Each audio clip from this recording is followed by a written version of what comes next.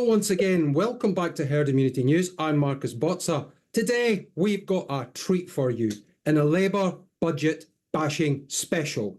We have our dear friend, Mr Godfrey Bloom, on to give you the lowdown in his unique and special way onto what has been bestowed upon us. Godfrey, as many of you will know, was a former MEP with UKIP.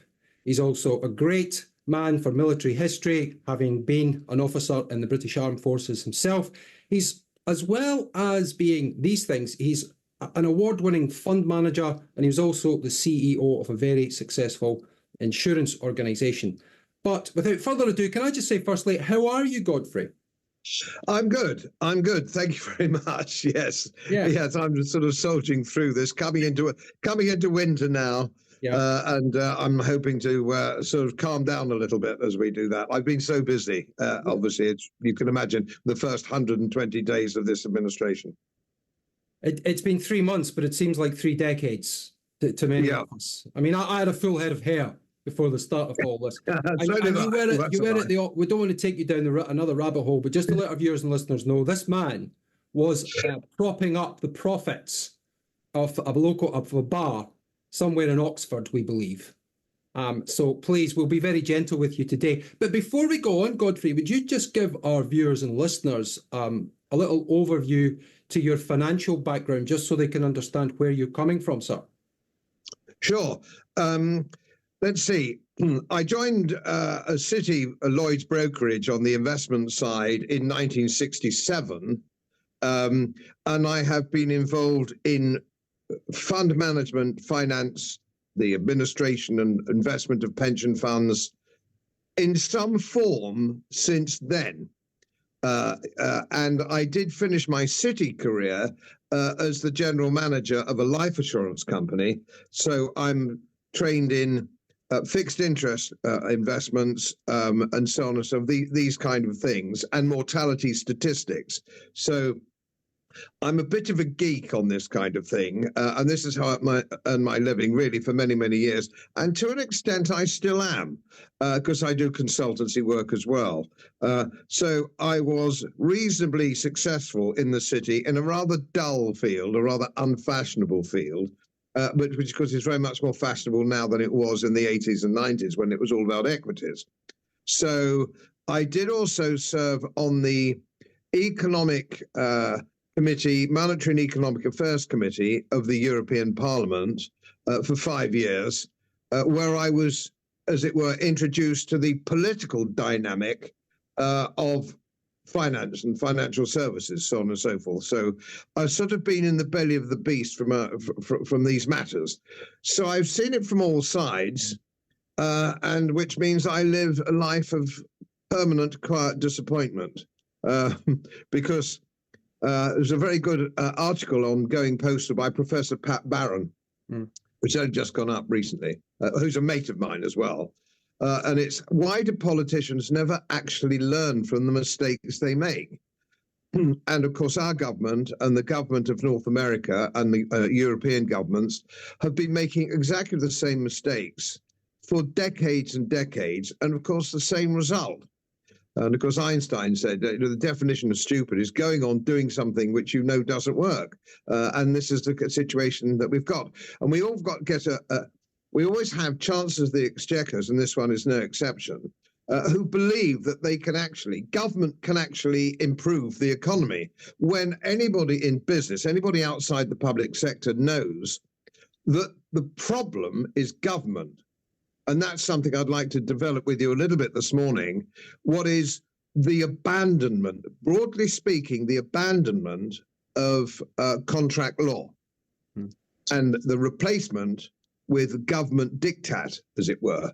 And this is one of the reasons that we cannot get out of this economic trough until we abandon government, who should only do what John Cooperthwaite said they should do when we saw the Renaissance in Hong Kong, the wonderful advance of the Hong Kong economy post-war. And he said, my job is just to make sure the drains work and the police aren't corrupt. Everything else It's not my business. It's not the business of government. And if you go back to Lord Salisbury, and we've had this conversation before, you know I'm a fan of Lord Salisbury. If you go back to Lord Salisbury, he said much the same in 1890. Government's responsibility, Parliament's responsibility, is simply to facilitate the entrepreneurial spirit of the British people. And that's it. Not to interfere at every turn all the time with very bad decisions. And of course, we now have a classic woman who thinks she can do that. But Hunt was no better. Her predecessor was no better. She hasn't got a clue. How could she? She's never done a real job. Why don't they get a Yorkshire housewife to run the economy, or a miserable Scottish bastard like you, who can actually knows how many bees make five? Like, you could even take one of the thousands of new arrivals off a dinghy and place them in number 11 Downing Street. Not that I want to. We might touch on that at the end, but you're absolutely right. Look, this was an overview. I'll just give a quick 30-second overview, then over to you, sir. This was a budget where Keir Starmer and Rachel Thieves had come out and said they don't want to put the tax burden on working people. They also are focused on growth, Godfrey, believe it or not, growth. They were talking about a 22 billion black hole, which the OBR has said, sorry, we've never heard of it, we can't account for it. And that's from Richard Hughes, the head of the OBR. And we're looking at now, today, farmers, pensioners, and people that run public schools all suing the government. We've got a record number in 70 billion in expenditure this year, and we've got a record tax hike of 40 billion. Over to you, Godfrey. Yes, I don't think there's much merit really in going down the route of the politicians lying before they get elected, because that is standard procedure. They all lie. We'll wait over that. I've said this before. You cannot rise to the top in politics without being a sociopath. You have to be. You have to lie. And of course, the threat you have to your political career from being stabbed in the back comes from your own party. It's your own colleagues. So when you get people coming to the top of the political tree, if you will, and you get Chancellor of the Exchequer's pretty toppy, Prime Minister's pretty toppy, so on and so forth, you by nature have to be a sociopath, which means that you lie. And moreover, you lie, but you sleep tight at night. That's the difference. If some of us tell porcupines and some of us do naughty things and some of us put our hand on the till, and if we get caught, we look a bit shamefaced. We might sort of blush a bit and go, whoops-a-daisy, got caught, sorry, I'm a bit of a scallywag. These people don't. So when an interviewer from mainstream media says, but you said we've got 5, 10, 16 clips of you saying that you wouldn't put up costs for the working man, they don't hang their heads in shame. So they think, they honestly don't get it. Like a psychopath who has no shame when he's convicted of the murder of 2 or 3 innocent women, for example. He doesn't feel shame or guilt, because he's one of these unfortunate people who've been put on the planet who do not have that trigger in their mind. And of course, that is politics. That is politics. I was in it for 10 years. I hardly met a single person.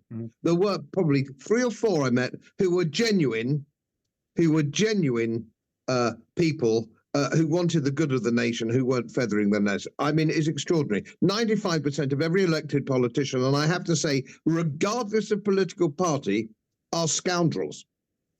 This is the problem that we have. And until they start going back to contract law in this country, where people can make their own decisions about what they do to run their business without government interference, nothing can get better. Absolutely. And just very quickly, look, so there is no point in going over the ashes of this utter disaster. We're borrowing and spending more than we're earning at much larger rates of knots. The gilt yield or borrowing rates are skyrocketing through the roof. And there was a very interesting point made this morning. Now, with your background, you've just given us your insight. You have got macroeconomic, socioeconomic, and that is very important right now to the long-term consequences of life expectancy and the health of this country, because that's heading down, a field that you know something about. Yes, what we've come to expect in North America, Western Europe, and Great Britain is that inch by inch, year by year, up until about a decade ago, life expectancy has increased. Now, we have this extraordinary phenomenon at the moment where it's decreasing. Very, very marginally, but every year it's decreasing. And that is largely because we have a society which is now drug dependent in one way. So you will find that if you go to let's just take this country, which is, we know so well and viewers know much better. If you go and see your doctor, your NHS GP, he's only allowed under the system that they run to give you 8 minutes. That's what he's allowed to give you. That's how he can get through the day. So as soon as he goes in, he will tap something up in the computer, which will be the screen of your history. And if you say, for example, that you had whatever it is, blood pressure or diabetes, whatever it is, he will always issue a drug. He'll do a prescription for a drug. That is what he does, because the whole health system is run by Big Pharma. They run the thing. They set the exam questions. They pay some of the bills. Well, of course, the taxpayer pays the bills, and Big Pharma benefit from it. So this is the problem we're getting with life expectancy. We've also got, other problems of overweight. We are overweight as a nation, and I remember in the 1950s, very few people were overweight. You couldn't afford to be overweight. I come from a middle-class background, but I mean, you certainly couldn't waste food, or you certainly couldn't do all the sort of things that go on now. Sure. So I remember Billy Smart's circus on Blackheath when I was a youngster, where you paid sixpence to see the fattest man in the world. I shouldn't think they do that now, because all you've got to do is go to Doncaster Station on a Saturday lunchtime to see hundreds of the fattest people in the world. And we used to associate that only with Americans. Only Americans were that huge. And then to an extent it was Germans, but now it's Brits. Everybody's a fatty. Now, when I was at school, in a post-war baby boomer class of 30, which would be the norm, 30, 32, there was usually one fat boy. So you had the fat kid in the class. Now everybody's fat. Yep. So that's cutting down your life expectancy. And then you get a drug for example, and I've got a health page on my website, which is one of the biggest independent website on health matters, I think, in the country at the moment, so I've been told. So you get these people who don't take any exercise, they eat unhealthily, with all the wrong stuff. And if they go to the doctor, he doesn't say, look, the problem you have, you're a fat bastard, and that's your problem. He doesn't do that. He gives them a pill.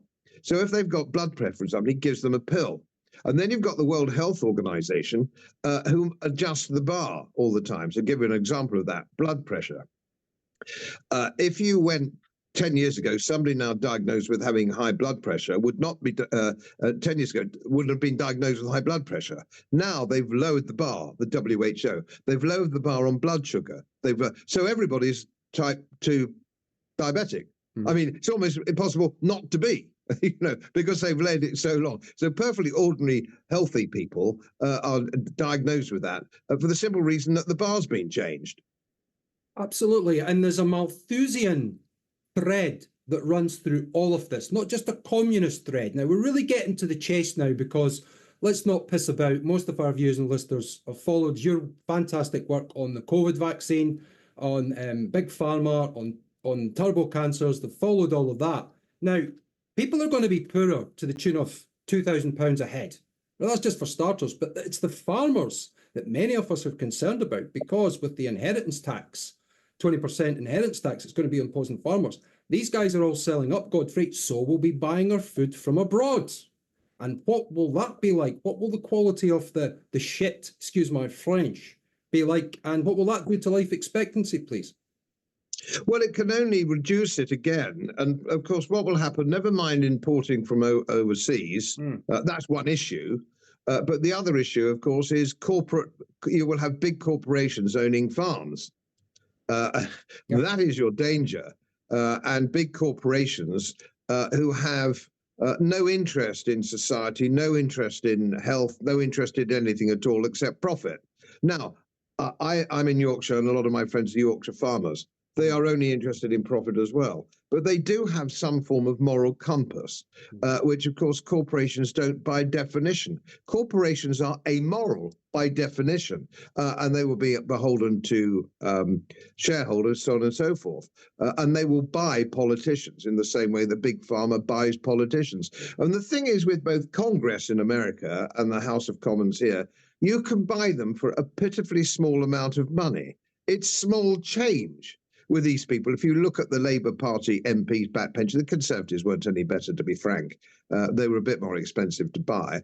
But these people have just left school, they've been active in the Labour Party and so on and so forth. And suddenly they find themselves on 80,000 a year. That's nice work. And then you have a look at what else they can get by voting the right way. And of course, the lobby groups are huge in both Brussels, London and Washington. And I was approached when I was an MEP to vote certain ways when it came. I was on the committee, the Consumer Affairs Committee, for 5 years as well. And you were approached. Give you an example of that. Kellogg's approached me because the Parliament said, well, we want less salt and sugar in Cocoa Puffs or whatever it is, something like that. Sure. And Kellogg sent their people round to see me, knocked on my door, came in, very nice, very charming. And they said, we're very worried about health too. We're deeply concerned. And of course, we had a Quaker Foundation of Kellogg's, and which pro bono publico, so on and so forth. And they told me all this kind of thing. And they said, we want to actually impress upon you how careful we are about these matters and how much we believe in these matters. We'd like you to come over to California, see our factories and see what we do. Bring a wife and we'll fly you over business class. And put you in the best hotel or hotel of your choice. We'll show you the factories and all the rest of it. And if you bolt on a holiday, Mr. Bloom, that's okay too. All expenses paid. Well, of course, I didn't take any of that. I didn't take the salary. I didn't take the pension, didn't take anything. So I could be squeaky clean. Much to my wife's disgust, I have to say, who rather fancied a holiday in California, all expenses paid. But this is the kind of problem, and everybody's got a lobby group. So you've got the WHO, you've got the UN, you've got the WEF. Everybody's working for everybody else. And of course, when you have these people who are so easily bought, and all these people leave office quite wealthy, especially congressmen in North America, but usually people who have held certainly even junior cabinet office when they actually leave government or the government's voted out or they're dismissed, you suddenly find, if you check it out, they live in a very big, comfortable house. They've got lots of money because they've been on the take. Now, I don't mean on the take in the old-fashioned sort of under the clock kind of way.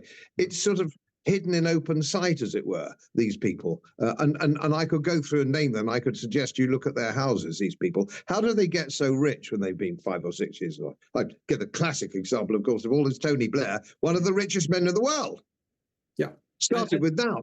And it's funny, before the budget, we had Larry Fink, the director of BlackRock. He was in town and he was with Bill Gates. So you talk about hiding in plain sight. They got the red carpet treatment into Downing Street a couple of weeks before the budget. You're talking about mass corporation farming. Robert Kennedy Jr., God bless him, is bringing this to the attention of the nation. And you talk about a nation of fat bastards. We don't want to upset any Americans, but my God, the size of those people, Godfrey, it is staggering. You talk about a front row for England or Scotland. These people are like a herd of interstate buffalo marauding down the mall. Never mind Scotland or England. They'd get the front row for Samoa.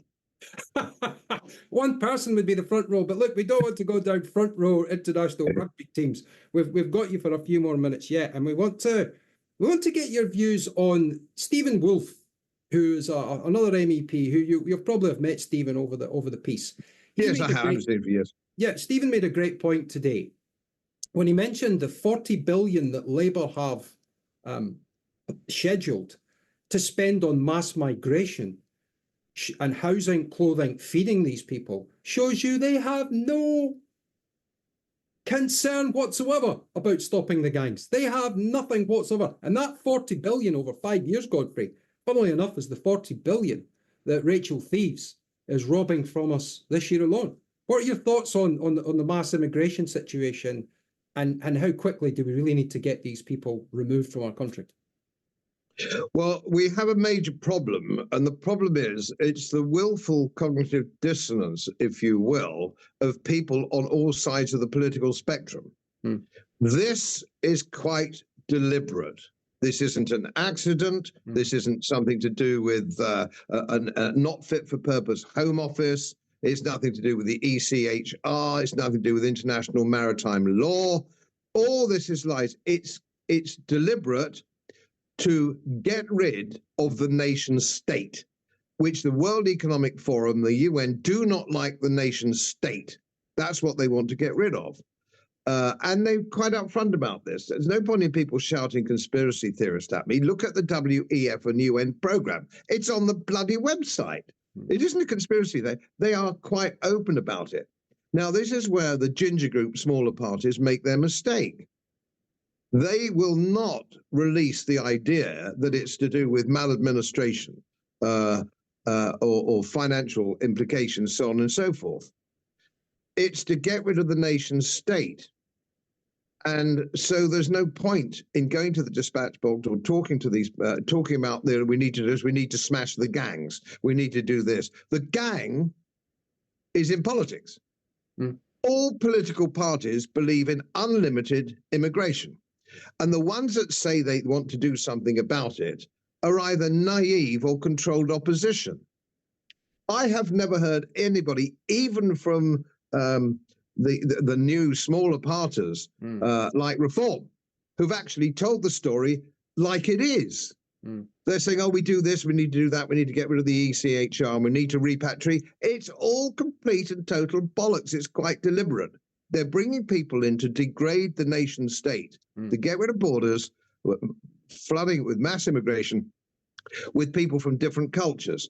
Now, a lot of people think, because I had a UKIP background, that somehow I'm anti-immigration. I am not anti-immigration.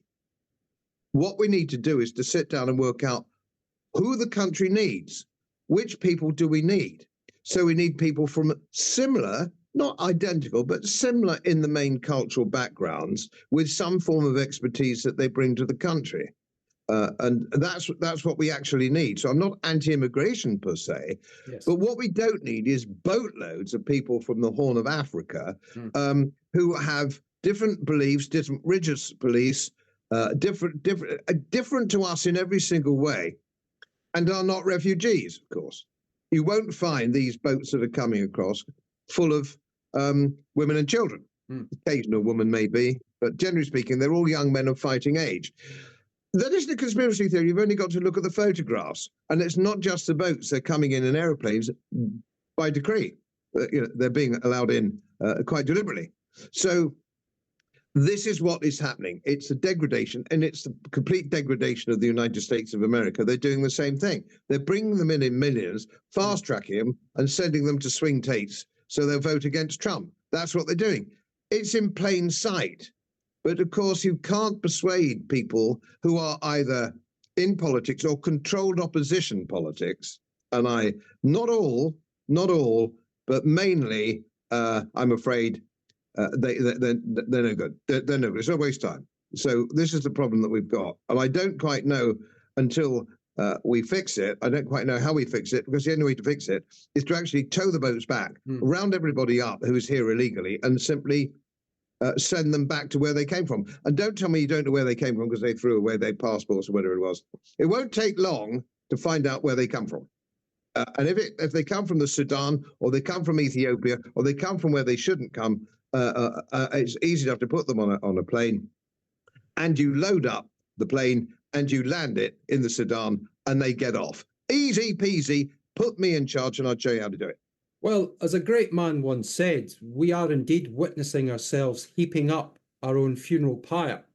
And I was stunned, and a lot of people are very confused and disappointed and angry at the comments made by Nigel Farage when he was being interviewed by Steve Edgington on GB News. And he said he's not interested in speaking about mass immigration.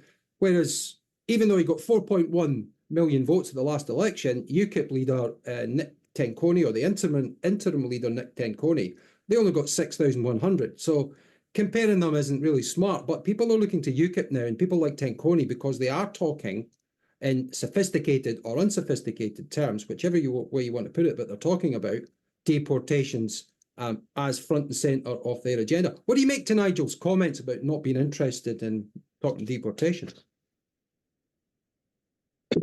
I don't understand it. I'll be brutally frank here. I don't understand it. I don't see Nigel at all these days. Yes. I keep in touch with, by and by. It's very difficult to avoid the tag controlled opposition, isn't it? Yep. I want to be generous. I want to be I don't want to be mean-spirited or anything like that. But what is it? What is it that the reform doesn't understand? What is it that they don't get? I mean, there was 100,000 odd people parading with Union Jacks and all the rest of it in London last Sunday before last, when it was. And Tice couldn't wait to badmouth them. Oh, we don't want anything to do with that lot. I would suggest to you, and it's only a ballpark figure, that 50% of the people parading on that Sunday were Reform voters. Yeah. Who thought Reform offered something different. It doesn't. It's controlled opposition. It's a ginger group from the Conservative Party. That's what it is, who are seeking an alternative vote for the working class, white working class, so on and so on. But they don't really believe in anything. And then again, it's the same problem. Look at the lineup. Some very rich men in charge of Reform. Rich men. And the new director, the new commander-in-chief is Zia Youssef, a former Goldman and Sachs hatchet man. For years. These guys aren't going to the barricades. No. 100%. And you did say to us, and we've never forgot it because it echoed like the bullet that whizzed by President Trump's ear, that they will only go to the barricades on an empty stomach. Exactly. And then, of course, probably too late. Well, we are looking for a sponsorship from Fray Bentos. Watch this space. In March, I shall do a broadcast from Montevideo, and I shall be sponsoring a Fray Bentos pie. Oh, dear boy. The generosity from your bosom is just unrelenting. It's so giving. Well, we are thinking of adopting one ourselves, a small family of chicken and mushroom pies will be living with us on our estate here in Scotland. So we are doing our bit for the deprived. Look, we've maybe got you for another 4 or 5 minutes. So an overview on the political landscape right now. Reform are making a mess of it, alcoholics of it, unnecessarily. Richard Tice is doing what he always does, putting his mouth in it. And many people have never forgiven them about their comments, him and Dr. Bull, the medical expert, about advising people to take the jab. Many people think they're absolutely insane by backing Ukraine when Mr. Tice went out there. You remember the photograph, Godfrey? Yeah. He looked deranged. He looked deranged, as I suspect he is. But there we are. I don't get it. Just going back in the last few, just as we've just got 5 minutes to go. Sure. I'd just like to talk a little bit about develop my thoughts on the abandonment of contract law. Okay. Now, we have a couple of holiday cottages on our small holding, which we let out by and by. We're not that far from York and the Yorkshire Wolds and Hockney country and all that kind of thing. It's not a big business. It's not like the Lake District or something like that. So we've got two properties, and we were just walking the dogs first thing this morning, and there was a local farmer who's also got a couple of holiday cottages as well. And she said that she knows somebody who's looking for somewhere to live. She's in rented accommodation at the moment, which is very unsatisfactory. Mature lady with good references, so on and so forth. And would we have anything long term? And we said the same as we do. We don't really do long term because by definition, especially this government, the last one wasn't brilliant, but this government believe if you are a landlord, you are inherently evil. Yeah, landlords by definition. It's funny, they think landlords are actually inherently more evil than paedophiles. But anyway, there we are. This is the general view of this government. We've got two lovely little cottages. Well, two lovely little cottages. Sure. And we sort of said, well, send her around. We'll have a chat with her. And but I can't really see where it could possibly go because we don't do long-term let. But you see, that's accommodation, which is not going into the accommodation pool because of government. Now, if you were allowed to get on with contract law, she could come round, we could have a cup of tea and say, look, why don't we suck it and see for 6 months? And if it doesn't work for you, it doesn't work for us, we can terminate it. You find that very difficult to do under current legislation or forthcoming legislation. So this is the sort of problem we have. So there's empty properties and people are selling those kind of properties all over the country. Government interference is taking rented accommodation out of the market. Let's have a look at what happened to the self-employed. Now, if you're a consultant, and I do consultancy work, I do consultancy work all over the place. They can't pin the label on me. But if I wanted to do consultancy work just for one organisation, Mill or Drax or whatever it is, big local employers, and I were to do that, if they were my only contract, the government law would insist that that I worked for them. PAYE, national insurance. They wouldn't let me remain as an independent consultant unless I could prove I was doing work for lots of other people. Now, that is not the role of government. They shouldn't be, and that's just 2 examples, and I could give more examples. The minimum wage. Let's look at the minimum wage, which they've moved up by 6%. Now, I live in Yorkshire, now, here, let's take, for example, you've got a pub that does food, and you know that you have a situation where Mondays are pretty tame. You probably don't open anyway. And Tuesdays are a bit thin. Tuesday and Wednesdays are a bit thin. What happens to pubs all over Yorkshire, which do food? They then only do food at the weekend. They only do food at the weekend, and you'll find that by and by. And so what actually happens there is the landlady has to say to the lady who waited on, or the chef or the assistant chef or whoever was doing it, I'm sorry, we're going down to long weekends only. Well, that piece of government legislation was less than helpful, wasn't it? It didn't do what they wanted. So that individual has lost money. Let's look at the national minimum wage for teenagers, which they put up. Well, nobody wants to employ a teenager particularly because you've got to train them. But people, if they come cheap, you can train them and build them up and bring them on. And that's how teenagers all start in business, in small businesses. And jolly good they are too. They're enthusiastic very often if you've got the right one, blah, blah, blah. So now what's going to happen in a year's time, I would guess, is they're going to be the same as getting somebody, a middle-aged lady whose children have grown up, for example. Who would you sooner have, a middle-aged lady whose family have grown up working for an organisation, or a teenager who doesn't know shit from clay? So this is the point. So what will happen is teenagers won't be able to get jobs. Well, that was helpful. And the reason this happens, there isn't a single person in the cabinet who's had serious commercial experience. Otherwise, they would know this. How can you have business secretaries and ministers for small businesses or business or industry who've never worked in it? They don't get it. And so it goes on. And incidentally, I don't know whether you saw the clip. It was on YouTube. I did circulate it. It made me laugh. It was for the health ministers at the WHO, Britain, America. It was all the ministers for health. They are all grotesque. Well, so we Godfrey, have. Sorry, they don't even want you to have chickens anymore. And if you've got chickens, you have to report your chickens to the local authorities. I mean, if somebody tried to grab your chickens, sir, what would you say to them? Well, they wouldn't know I had the chickens for a start. Because anybody who goes along with that, anybody who actually tells the government, who clearly the only reason they want to know is so they can come round and pull the chickens' necks, isn't it? Well, otherwise, why would they want to know? Exactly. So consequently, my advice is not to, I mean, good old June Slater. Yeah. She registered, she bought half a dozen chickens from Tesco, I think, for her freezer, and she photographed them and registered them. Bless her. She's a comedian. It's clucking mad. It's clucking mad. But just on the last minute, we are really squeezing your pips. I don't know if you've still got any energy left in your lungs and mind, sir, but please answer me this. Because I said, what would Godfrey do if he was in the House of Commons? If only. The Speaker of the House, Lindsay Hoyles, stood up the other day and told everyone in the House, basically he put a gagging order on the House from talking about a criminal case.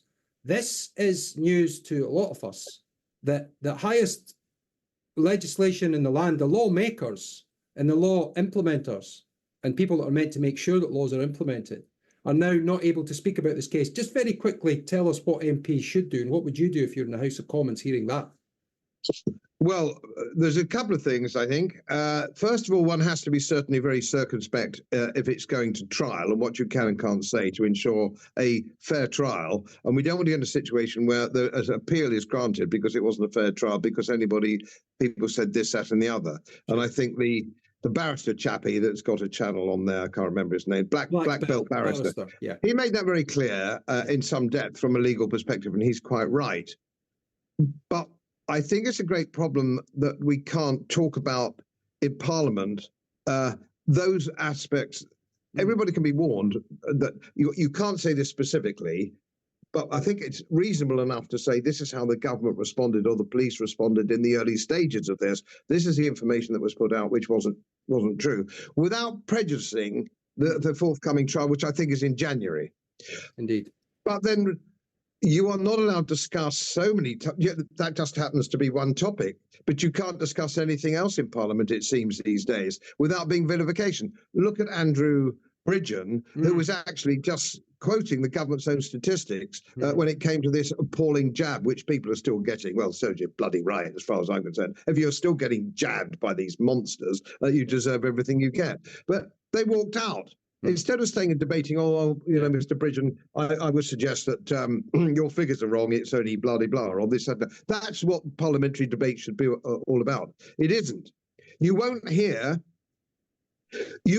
discussed in Parliament. Now George Galloway has left. Yes. About genocide in Gaza. You won't hear about the undercover operations that are going on in the Ukraine. Yes. All the important things that we should be debating aren't debated, not because there's a gagging order by the Speaker, it's because there's a gagging order by the whips. Absolutely. That's where your gagging order goes. Nobody's allowed to, without being excommunicated. And I don't think Starmer had been in 5 minutes before he suspended the whip, I think, of some of his members for wanting to talk about these issues. Well, absolutely. And it's the widening of this bandwidth to cover terrorism and to protect people from all backgrounds who may be linked to Islamic terror threats. And that's what worries us, that this is really an act of getting Starmer, Yvette Cooper, the Home Secretary, and Miss Mahmood off the hook for a particular case, which we won't name, but a particular case was, what did you know, when did you know it, and what didn't you say?